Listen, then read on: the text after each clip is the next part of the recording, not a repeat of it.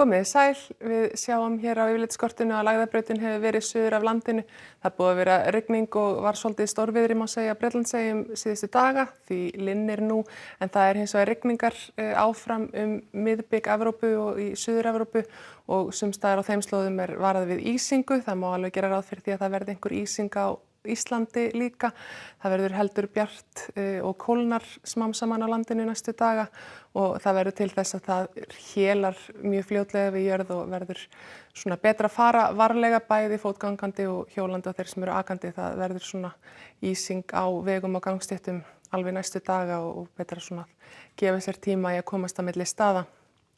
Á morgun þá sjáum við að áttin ennþá svona norðan eða norðaustlæg eins og hún hefur verið. Það smá strekkingur kannski við suðaustur ströndina svona seinnipartinn á morgun en ekki mikið inn til landsins.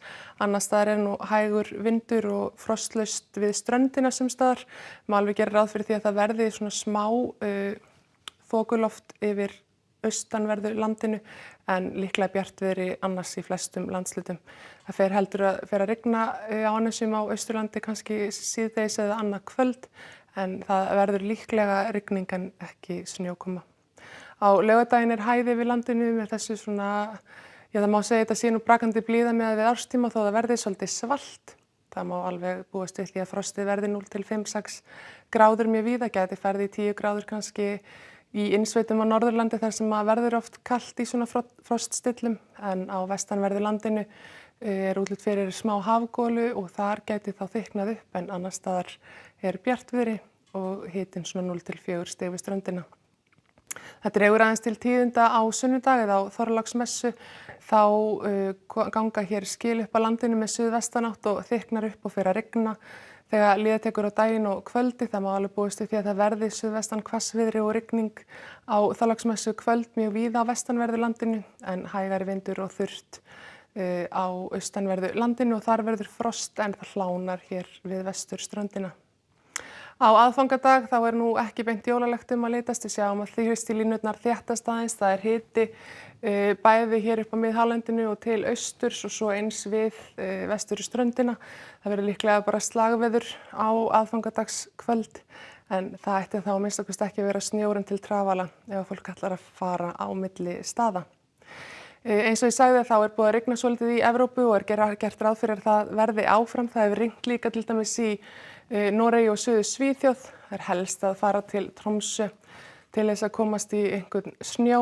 Þegar við förum sunnar í álfuna sjáum við að það nú svona þokkalegasta úrkomusvæði mjög víða á svæðinu í Hollandi og Þýskalandi og jafnvel Tékklandi. En þegar við förum nær Miðjarðarhafinu þá nú svona sól mjög víða þó það sé gert ráð fyrir stöku skúrum þar líka. Það ætti ekki að væsa Íslendingana sem að eyða jólafríinu á Kanaríeyjum en það 20 til 25 stiga hiti og sól þar slóðir.